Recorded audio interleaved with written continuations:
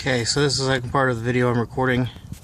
Sorry for the poor camera. It's on my phone, so it's going to switch directions.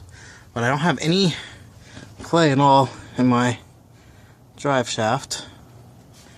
Other end. I don't have any play in my front drive shaft. Other end. But I have this.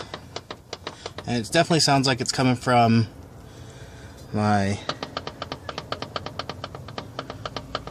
diff here. So if anybody has any idea on what I need to look at, let me know.